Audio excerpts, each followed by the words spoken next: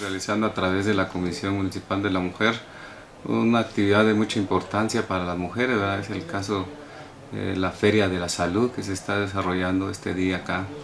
Y la verdad es que sí contiene muchos temas de mucha importancia, de mucha relevancia, ¿verdad? Ya que el día de hoy pues hay una participación de muchas instituciones que tienen la capacidad de poder transmitir conocimiento. Es el caso de, por ejemplo, van a hablar sobre el tema de nutrición, ¿verdad?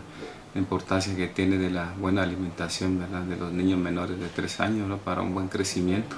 De igual manera también otras instituciones están participando de realmente de cómo manejar la higiene personal, ¿vale? El lavado de manos. Entonces son temas de que serán transmitidas a las mujeres conocimiento, porque esa es la intención que se tiene, ¿verdad? Para que ellas pues formen, ¿verdad? Buenos hábitos para la salud, que es de mucha importancia para una familia. Sí, la Comisión de la Mujer es la que está coordinando estas acciones a nivel de las instituciones que están participando el día de hoy.